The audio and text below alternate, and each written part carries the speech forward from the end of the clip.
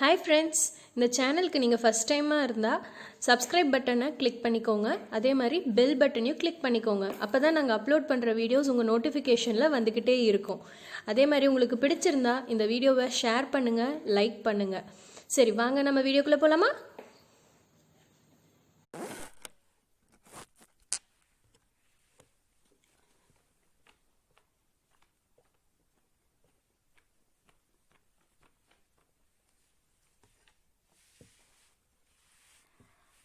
Welcome to target 190 IAS academy.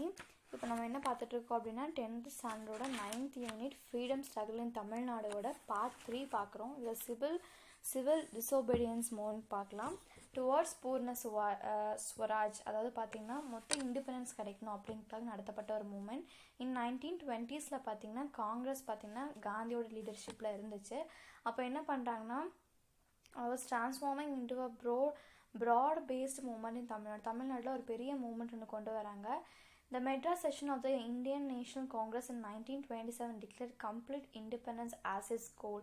மெட்ராஸில் நடந்த இந்த செஷனில் பார்த்தீங்கன்னா 1927ல் முழு சுதந்திரத்தை நம்மளோட எய்மாக இருக்கணும் அப்படிங்கிறத கொண்டு வராங்க. It appointed a committee under Motilal Nehru to frame the constitutional reforms in opposition to the Simon Commission. In the 1927 Lahore session of the Congress, Purna Swaraj was adopted as a goal on 26 January 1930. The national flag was hoisted by Jawaharlal Nehru on the banks of River Ravi as a declaration of independence. இவங்க என்ன பண்ணுறாங்கன்னு பார்த்தீங்கன்னா banks of river Ravi அந்த ஆற்றோட கரையில் பார்த்தீங்கன்னா independent ஃப்ளாகை ஒன்று ஹாஸ்ட் பண்ணி எப்போனா 26 ஜனவரி 1930 அதை ஹாஸ்ட் பண்ணிவிட்டு நமக்கு முழு சுதந்திரம் அப்படின்னு சொல்லிட்டு ஒன்று டிக்ளேர் பண்ணுறாங்க. சால்ட் மார்ச் டு வேதாரண்யம் நடந்த சால்ட் மார்ச் அது பார்த்தீங்கன்னா on the when the viceroy did not accept the demands put forward by Gandhi சொன்ன டிமாண்ட்ஸை வந்து வைஸ்ராய் அக்செப்ட் பண்ணிக்கல. ஸோ காந்தி என்ன பண்ணுறேன்னு பார்த்தீங்கன்னா சிவில் டிசோபீடியன்ஸ் அப்படின்னு சொல்லிட்டு ஒரு மூவ்மெண்ட் ஒன்று கொண்டு வராங்க. என்ன பண்ணுறாங்கன்னா சால்ட் சத்தியரகா அப்படின்னு சொல்லிட்டு இந்த சத்தியரகாலேருந்து தண்டி வரைக்கும் மார்ச் நடந்தே போகிறாங்க. ஆன் 12th March 1930 இது எப்போ இருந்தாலும் முக்கியமான ஒன்று இருக்குது. எப்போனா சால்ட் சத்தியரகா தண்டி வரைக்கும் நடந்து போனது எப்போ அப்படின்னு பார்த்தீங்கன்னா on 12th March 1930 அப்படின்னு சொல்கிறாங்க. The civil disobedience movement was a mass movement with the participation of students, shopkeepers, workers, women's etc. இதில் பார்த்திங்கன்னா கிட்டத்தட்ட நிறையா பேர் வைட் ரேஞ்சில் எல்லோரும் கலந்துக்கிட்டாங்க அப்படின்னு சொல்கிறாங்க. Demonstrations, halters, tagging on Swadeshi dramas and songs were ordered the day in both rural and urban areas. அதாவது கிராம பகுதிக்குள்ளேயும் சரி சிட்டி ஏரியாஸும் சரி எல்லா பக்கமும் இந்த ட்ராமாஸ் நடந்துச்சு, கவிதைகள் சொல்லப்பட்டன, எல்லா பக்கமும் வந்து போராட்டங்கள்லாம் வெடிச்சிட்டு இருந்துச்சு அப்படின்னு சொல்கிறாங்க. இந்த city of Madras shops were picketed and foreign goods are boycotted. கடைகளெல்லாம் மூடி ஃபாரின் குட்ஸ் எல்லாத்தையுமே எடுத்து வீச ஆரம்பித்தாங்க. Rajaji organise and lead satyagraha march to Vedaranyam. Rajaji என்ன பண்ணான்னா சால்ட் சத்தியரகா வந்து வேதாரண்யம் வரைக்கும் அவங்க போனாங்க. இந்த மார்ச் ஸ்டார்டட் பார்த்தீங்கன்னா திருச்சிராப்பள்ளியில் வந்து 13 March April 1930 ஆரம்பித்து வேதாரண்யம் தஞ்சாவூர் வரைக்கும் போயிருக்காங்க. கிட்டத்தட்ட 13 ஆரம்பித்து 28 வரைக்கும் நடந்திருக்காங்க. ஸ்பெஷல் சாங் பார்த்தீங்கன்னா நாமக்கல் வி ராமலிங்கர் அவர் பாடின ஒரு பாட்டு a war is ahead sans war sans bloodshed join this march அப்படிங்கிற ஒரு பாட்டு வச்சு அவங்க வந்து ஃபுல்லாக ரொம்ப ஃபேமஸாக அந்த பாட்டை பாடிட்டே போயிருக்காங்க. Despite a brutal crackdown by the police the marching satyagrahis were provide a warm reception along the route. அவங்க போகிற வழித்தடம் ஃபுல்லாக பார்த்தீங்கன்னா நிறைய பேர் இதுக்காக ஜாயின் பண்ணாங்க. சத்யரஹீஸ் அப்படின்னு சொல்லப்பட்டுச்சு. இவன் தான் போலீஸ் எவ்வளோ தான் அவங்கள ஃபோர்ஸ் பண்ணாலும் நிறைய பேர் கலந்துக்கிட்டாங்க அப்படின்னு சொல்கிறாங்க. ஆன் ரீச்சிங் வேதாரண்யம் போனதுக்கப்புறம் பார்த்தீங்கன்னா 12 பேர் ராஜாஜியோட லீடர்ஷிப்பில் 12 பேர் சேர்ந்து சால்ட் எடுக்கிறாங்க. அதனால் ராஜாஜியை அரெஸ்ட் பண்ணுறாங்க. TSS Rajan, Rukmini, Lakshmipathi, Sardar Vedaranyam, C Swaminathar and K Santhanam were also the prominent leaders who participate இந்த வேதாரண்யம் சால்ட் சத்தியரகா. இதில் பார்த்தீங்கன்னா இவங்க எல்லாரும் கலந்துக்கிட்டதாக சொல்லியிருக்காங்க. இது பார்த்தீங்கன்னா இந்த பிக்சர் இருக்கிறது அங்கே இருக்கக்கூடிய மெமோரியல் ஒரு பில்டிங். அடுத்து பார்த்தீங்கன்னா வைட் ஸ்ப்ரெட் அஜிடேஷன்ஸ் இன் தமிழ் டிஸ்ட்ரிக்டில் எந்த அளவுக்கு எதிர்ப்புகள் கிளம்பிச்சு அப்படின்னு பார்த்தீங்கன்னா இந்த சத்யரஹீஸ் பார்த்தீங்கன்னா டி பிரகாசம் அண்ட் கே நாகேஸ்வர ராவ் இவங்க 2 பேர்த்தோட லீடர்ஷிப்பில் சத்யரஹீஸ் வந்து தமிழ்நாட்டில் இருந்தாங்க. அவங்க என்ன பண்ணுறாங்கன்னா உடைய வனம் அப்படிங்கிற இடம் மெட்ராஸில் இருக்கிற ஒரு இடத்துல ஒரு கேம்ப் ஒன்று ஆர்கனைஸ் பண்ணுறாங்க. however the police arrested them. Police அவங்க அரெஸ்ட் பண்ணினாலும் கூட எல்லா பக்கம் வந்து போராட்டங்களும் பிரச்சனைகளும் பெருசாகிட்டே தான் இருந்துச்சு. அப்போ the clashes with the police in Thiruvallikeni which lasted for 3 hours and 27th April 1930 left 3 dead. அதாவது ஒரு பெரிய அங்கே வந்து போலீஸ்லாம் வந்து பயங்கரமாக எல்லாத்தையும் அடுத்து பார்த்தீங்கன்னா கிட்டத்தட்ட 3 பேர் வந்து அங்கே இறந்துருக்காங்க. எப்போன்னு பார்த்தீங்கன்னா 27 ஏப்ரல் 1930 அது நடந்திருக்கு. அப்புறம் பார்த்தீங்கன்னா வாலண்டியர்ஸ் யாரெல்லாம் வந்து சத்தியாகிரகாவில் வந்து கலந்துக்கணும்னு நினச்சாங்க, ராமேஸ்வரத்தில் வந்து அங்கேருந்து இங்கே கலந்துக்கணும்னு நினச்சவங்க எல்லாத்தையுமே வந்து அங்கே அரெஸ்ட் பண்ணாங்க. அது போக பார்த்தீங்கன்னா நிறைய இடத்துல தூத்துக்குடி, உவரை, அஜின்கோ, வெப்பலோடை அங்கே எல்லாமே வந்து இவங்க கலந்துக்கணும், சத்தியாகிரகா பண்ணலாம் அப்படிங்கிற மாதிரி கொண்டு வந்தாங்க. அங்கே எல்லாத்தையும் வந்து போலீஸ் ஃபோர்ஸ்னால் அது எல்லாத்தையும் ஸ்டாப் பண்ணிட்டாங்க. மில் ஒர்க்கர்ஸ் பார்த்திங்கன்னா எல்லா பக்கம் வேலை செய்ய நிறுத்திட்டாங்க. உமன்ஸ் அதிகமாக இதில் பார்ட்டிசிபேட் பண்ணுறதா சொல்லியிருக்காங்க. ஃபஸ்ட்டு பார்த்திங்கன்னா ருக்மணி லக்ஷ்மிபதி அப்படிங்கிறவங்க தான் ஃபஸ்ட் உமன். எதுக்காக அந்த சால்ட் வயலேஷனுக்காக கவர்மெண்ட் கிட்ட பனிஷ்மெண்ட் வாங்கியிருக்காங்க. என்னென்னா பெனால்ட்டி கட்டுற மாதிரி ஒரு பனிஷ்மெண்ட் வாங்கியிருக்காங்க. Police use brutal force to suppress a movement. ரொம்ப அதிகமான கொடுமையான சட்டங்களை வச்சு இது எப்படியே ஸ்டாப் பண்ணணும் அப்படின்னு சொல்லி ட்ரை பண்ணாங்க. Bhashyam popular ones Arya hoist the national flag.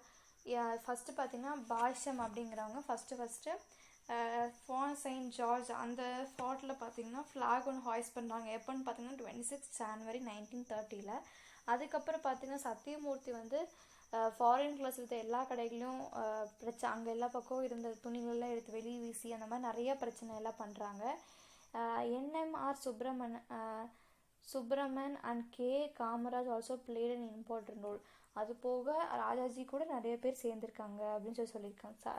Not Rajaji, Sathyamoorthy அவங்க கூட நிறைய பேர் சேர்ந்து தான் இது எல்லாமே பண்ணியிருக்காங்க அப்படின்னு சொல்லியிருக்காங்க. அடுத்து பார்த்தீங்கன்னா மார்டிரம் ஆஃப் திருப்பூர் குமரன் பற்றி உங்கள் எல்லாத்துக்குமே கேள்விப்பட்டிருப்பீங்க. இவர் என்ன பண்ணியிருக்காரு அப்படின்னு பார்த்தீங்கன்னா 1932 ஜனவரி 11 நடந்த ஒரு போராட்டத்தில் பார்த்தீங்கன்னா நேஷ்னல் ஃப்ளாகை வந்து கையில் வச்சுட்டு நேஷ்னல் ஃப்ளாகை கையிலே வச்சுட்டு போலீஸ் வந்து பயங்கரமாக அந்த கொடி கீழே போட சொல்லி நிறைய பிரச்சனை அவரை அடித்து என்னென்னமோ பண்ணியிருக்காங்க திருப்பூர் போலீஸை. ஆனால் அவர் வந்து அப்பவும் கொடியெல்லாம் எதுவுமே கீழே போடாமல் அந்த ஃப்ளாகை வச்சு செத்து போயிட்டாங்க அப்படின்னு சொல்லியிருக்காங்க. அப்போ பார்த்தீங்கன்னா இதனால் அவங்க வந்து எல்லாரும் கொடிக்காத்த குமரன் அப்படின்னு சொல்கிறதா சொல்லியிருக்காங்க. The civil disobedience movement was one of the largest mass movements in Tamil Nadu with participation of people from all sections of society. இப்போ இந்த நான் cooperation moment civil disobedience moment பார்த்தீங்கன்னா நான் கோஆப்ரேஷன் மூமெண்ட்க்கு அப்புறம் வந்தது. இதில் பார்த்தீங்கன்னா ஆல் ஓவர் தமிழ்நாடுக்கு எல்லா சொசைட்டிலேருந்து நிறைய பீப்புள் வந்து இதில் கலந்துக்கிட்டாங்க அப்படின்னு சொல்கிறாங்க. அடுத்து பார்த்தீங்கன்னா ஃபஸ்ட்டு காங்கிரஸ் மினிஸ்ட்ரி. காங்கிரஸ் வந்து ஃபஸ்ட்டு எப்போ அந்த அரசு அமைச்சாங்க அப்படின்னு பார்த்தீங்கன்னா the government of India act of 1937 introduced provincial autonomy. The council of ministers responsible to the legislature administrated the provincial subjects. However, the governor was empowered to disregard the advice of the elected government. அதாவது என்ன பண்ணுறாங்கன்னு பார்த்தீங்கன்னா government of India வந்து 1935 படி அந்த act படி ஒரு autonomy ஒன்று வெளியிடுறாங்க. அப்போ பார்த்தீங்கன்னா in 1937 election the Congress emerged victorious. 1937 நடந்த இந்த எலெக்ஷனில் பார்த்தீங்கன்னா காங்கிரஸ் வந்து வெற்றி அடைகிறாங்க. அப்போது ஜஸ்டிஸ் பார்ட்டி வந்து போயிடுச்சு அங்கேருந்து. அப்போ காங்கிரஸ் பார்த்தீங்கன்னா விக்டரி இந்த elections clearly indicates popularity with the people. அப்போ பார்த்தீங்கன்னா காங்கிரஸ் எப்படி வின் பண்ணுச்சு அப்படிங்கிறதுக்கு ஒரு கிளியர் எவிடன்ஸ் என்னன்னா அவங்க வந்து மக்களிடையில் ரொம்ப பாப்புலராக இருந்தாங்க. Rajaji formed the first Congress ministry. He introduced prohibition on an experimental basis in Salem. To compensate for the loss of revenue, he introduced sales tax. அதாவது டேக்ஸை வந்து கம்மி பண்ணிட்டாங்க. அப்போ அந்த ரெவென்யூ அதை வந்து கம்மி பண்ணுறதுக்காக என்ன பண்ணுறாங்கன்னா சேல்ஸ் டேக்ஸ் அப்படிங்கிறது புதுசாக ஒன்று வந்து ராஜாஜி கொண்டு வராரு. அப்போ பார்த்தீங்கன்னா ராஜாஜி தான் ஃபஸ்ட்டு இந்த காங்கிரஸுக்கு தலைவராக பிரசிடெண்ட்டாக வராரு. அடுத்து பார்த்தீங்கன்னா he opened temples to untouchables. கோயில்கள் வந்து இவங்களுக்காகவும் அதாவது கீழ் ஜாதி சேர்ந்தவங்களுக்காகவும் இருக்குது அப்படிங்கிறதுக்காக நிறைய எஃபர்ட்ஸ் போட்டிருக்காரு. யாரெல்லாம் பார்த்தீங்கன்னா efforts of T Prakasam lead to the appointment of committee to enquire into the condition of tenants in zamindar areas. அதாவது இந்த அன்டச்சபிள்ஸ் தீண்டாதவர்கள் இருப்பாங்க இல்லையா, அவங்களெல்லாம் வந்து ஜமீன்தார் ஏரியாஸில் எப்படி நடத்துகிறாங்க அப்படிங்கிறது எல்லாத்தையும் டி பிரகாசம் மூலமா தெரிய வந்துச்சு அப்படின்னு சொல்றாங்க. However, expecting Tibet consolation was to reduce rural independence, no other measures was adopted. When the British involved India in the Second World War without consulting the elected Congress ministries, the latter resigned. அதாவது என்ன சொல்றாங்கன்னா, British வந்து இந்தியாக்குள்ளே வர்றப்ப பார்த்தீங்கன்னா second world war நடந்த இந்த time, second time மறுபடியும் உள்ளே வர்றப்ப பார்த்தீங்கன்னா வேர்ல்டு வார் நடந்துட்டுருக்கு. அப்போ கன்சல்டிங் எலெக்டட் காங்கிரஸ் மினிஸ்ட்ரி த லேட்டர் ரிசைன்டு. பார்த்தீங்கன்னா இவங்க வந்து இந்த காங்கிரஸ் பீப்புளை வந்து கன்சல்ட் பண்ணுறாங்க, ஆனால் அவங்க வந்து அதை எடுத்துக்கல. இந்த டெம்பிள் என்ட்ரி ப்ரோக்ராம் அப்படிங்கிறது ஒன்று கொண்டு வராங்க. With Harijans in Madurai Meenakshi Amman temple was organized by Vadiyanathar L.N. Gopalasamy, President and Secretary of Madurai Harijana Sivaksang respectively. The Temple Entry Authorization and Indemnity Act 1939 for the removal of civil and social disabilities against depressed classes was passed. அதாவது கோயிலுக்குள்ளே வந்து depressed class சேர்ந்தவங்களும் போகலாம் அப்படிங்கிறத கொண்டு வராங்க 1939. அதுக்கப்புறம் பார்த்திங்கன்னா anti Indian agitation. இது பார்த்திங்கன்னா ஆல் ஓவர் இந்தியாவில் பார்த்திங்கன்னா ஹிந்தியை வந்து ஒரு கம்பல்சரி சப்ஜெக்டாக கொண்டு வரணுங்கிறது அப்போவே வந்து இருந்துட்டு தான் இருந்தது. அப்போ பார்த்திங்கன்னா this was considered to be the form of foreign and north Indian imposition to Tamil language and culture and therefore cast a much public resentment. அதாவது பார்த்திங்கன்னா அவங்களோட நார்த் இந்தியன் கல்ச்சரை வந்து இங்கே கொண்டு வராங்க அப்படிங்கிற மாதிரி இருந்துச்சு. அப்போ என்ன பண்ணுறாங்கன்னா ஈவிஆர் பார்த்திங்கன்னா ஒரு பெரிய போராட்டம் ஒன்று நடத்தி இந்த ஆன்டி ஹிந்தி வந்து வரக்கூடாது, ஹிந்தி வந்து உள்ளே வரக்கூடாது அப்படிங்க கொண்டு வராங்க. அப்போ வந்து ஆன்டி ஹிந்தி கான்ஃபரன்ஸ் வந்து சேலத்தில் நடத்துகிறாங்க. இதனால் பார்த்திங்கன்னா நம்ம இப்படிலாம் பண்ணலாம், இப்படி பண்ணுறப்போ இது வந்து நம்மளால தடுக்க முடியும் அப்படிங்கிற மாதிரி நிறைய மெத்தடெல்லாம் ஃபாலோ பண்ணுறாங்க. இந்த schedule caste federation of action schedule caste federation அந்த முஸ்லீம் லீக் எக்ஸ்டெண்டட் சப்போர்ட். பார்த்திங்கன்னா ஷெட்யூல் கேஸ்டில் இருந்த ஃபெடரேஷனில் இருந்த மக்களும் முஸ்லீம் லீக்கில் இருந்தவங்களும் இதுக்காக சப்போர்ட் பண்ணாங்க அப்படின்னு சொல்கிறாங்க. ரேலி பார்த்திங்கன்னா திருச்சிராப்பள்ளி டு மெட்ராஸ் வரைக்கும் இவங்க போயிருக்காங்க. மோர் தென் 1200 பார்த்திங்கன்னா ப்ரொட்டஸ்டர்ஸ் வந்து இதுக்காக ஈவிஆர் கூட சேர்ந்து அரெஸ்ட் பண்ணப்பட்டிருக்காங்க. ஆஃப்டர் பார்த்திங்கன்னா காங்கிரஸ் மினிஸ்ட்ரி அங்கே போனதுக்கப்புறம் மெட்ராஸோட கவர்னர் என்ன பண்ணுறாருன்னா இதை ஹிந்தியை ரிமூவ் பண்ணுறாங்க, கம்பல்சரி சப்ஜெக்டாக இல்லாமல் ஹிந்தியை வந்து ரிமூவ் பண்ணுறாங்க through the efforts of EVR மூலிமா அப்படின்னு சொல்கிறாங்க.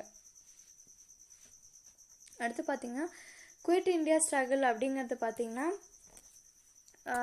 இது வந்து அடுத்த லாஸ்ட் பார்ட் இந்த லெசனோடது. Failure of the Cripps mission war time shortages and the price rise created much disconnected among the people. On 8th August 1942 the Quit India resolution was passed by Gandhi, give the slogan do or die. அதாவது என்ன பண்ணுறாங்கன்னா நிறைய சின்ன சின்ன பிரச்சனைகள்லாம் மக்களுக்குள்ளே இருந்த அந்த யூனிட்டி போயிடுச்சு. ஸோ ஆன் 8th August 1942 பார்த்தீங்கன்னா குவிட் இண்டியா ரெசல்யூஷன் அப்படின்னு சொல்லி காந்திஜி ஒன்று கொண்டு வராரு. அதில் வந்து ஒரு ஃபேமஸ் ஸ்லோகன் ஒன்று கொண்டு வராங்க, டூ ஆர் டை அப்படின்னு சொல்லிட்டு. அப்போ Congress leadership was arrested over night. Congress leadership மொத்தமாக அரெஸ்ட் பண்ணிட்டாங்க. அண்ட் காமராஜ் வந்து பாம்பேலேருந்து ரிட்டர்ன் ஆகி வந்துட்டு இருக்கப்போ பார்த்தீங்கன்னா இந்த மாதிரி போலீஸ் பார்த்தீங்கன்னா ஒரு நேஷனலிஸ்டோட நிறைய லிஸ்ட்டு வச்சுட்டு அந்த மாதிரி அவங்க எல்லாத்தையுமே அதை அரெஸ்ட் பண்ணுறது அவருக்கு தெரிஞ்சிச்சு. ஸோ இவர் என்ன பண்ணிட்டார் அப்படின்னு பார்த்தீங்கன்னா போலீஸ்கிட்டேருந்து தப்பிச்சு அரக்கோணத்துக்கு போயிட்டார். அவர் அங்கே தான் அரக்கோணம் போயிட்டு அண்டர் கிரவுண்டில் போலீஸுக்கு தெரியாமல் பீப்புளை வந்து ஆர்கனைஸ் பண்ணி குவிட் இண்டியா மூவ்மெண்ட்டை வந்து நடத்தினார் அப்படின்னு சொல்கிறாங்க. Rajaji and Sathyamoorthy were arrested together when they were about distributing pamphlets கொடுத்துட்டு இருக்கும்போது ராஜாஜி and சத்யமூர்த்தி ரெண்டு பேத்தையுமே அரெஸ்ட் பண்ணிடுறாங்க.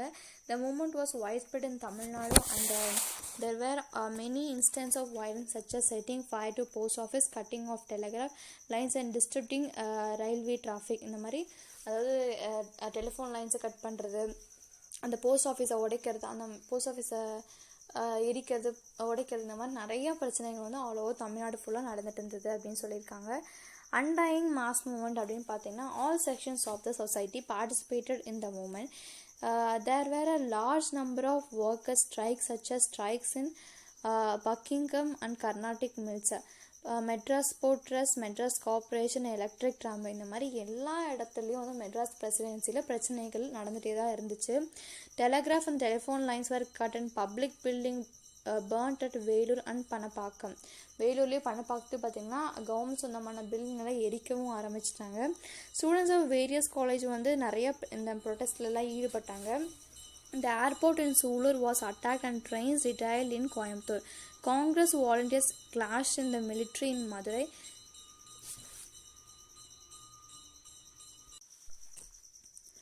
There were police firings at Rajapalayam, Karakkudi and Devakottai. Many young men and women also joined the INA. The Quit India movement was suppressed with brutal force. அதாவது என்ன பண்ணுறாங்கன்னா சூலூர் இந்த airport எல்லாத்தையும் attack பண்ணுறாங்க and Coimbatore இந்த trains எல்லாத்தையுமே வந்து ரீரெயில் பண்ணுறாங்க. அதுக்கப்புறம் மதுரையில் வந்து நிறைய காங்கிரஸ் வாலண்டியர்ஸ் பார்த்திங்கன்னா சேர்ந்து மிலிட்ரியே வந்து எகெயின்ஸ்ட் பண்ணுறாங்க.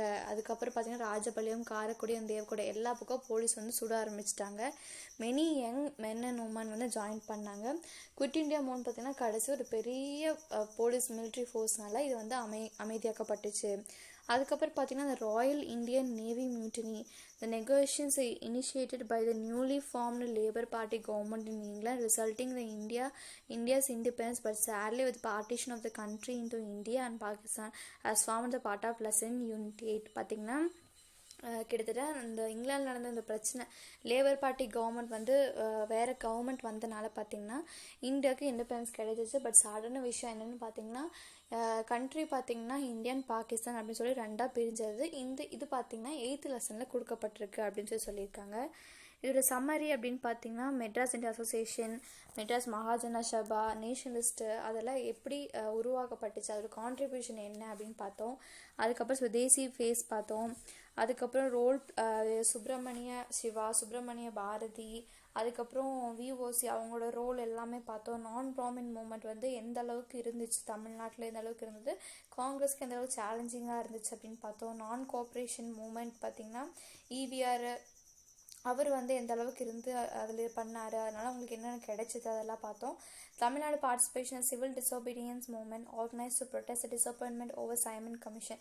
சைமன் கமிஷனை எப்படி ப்ரொட்டஸ்ட் பண்ணாங்க, அதை எப்படி அப்போஸ் பண்ணாங்க அப்படிங்கிறத பார்த்தோம். அதுக்கப்புறம் வந்துட்டு ஃபஸ்ட்டு காங்கிரஸ் மினிஸ்ட்ரி வந்து எப்படி வந்துச்சு, அதில் அவங்க என்னென்ன பண்ணாங்க அப்படின்னு பார்த்தோம். அதுக்கப்புறம் outbreak of world war 2ல் பார்த்திங்கன்னா குவிட் இண்டியா மூமெண்ட்டு, அதுக்கப்புறம் தமிழ்நாட்டில் அது எந்த அளவுக்கு இருந்துச்சு அதெல்லாமே இந்த லெசனில் பார்த்தோம். இப்படியே வந்து நிறையா மூமெண்ட்ஸ் அண்ட் ப்ரொடெக்ஷன்ஸ் அதெல்லாம் பண்ணிகிட்டே வந்ததுனால கடைசியில் பார்த்திங்கன்னா நமக்கு இண்டிபெண்டன்ஸ் கிடைச்சிது அப்படின்னு சொல்லியிருக்காங்க.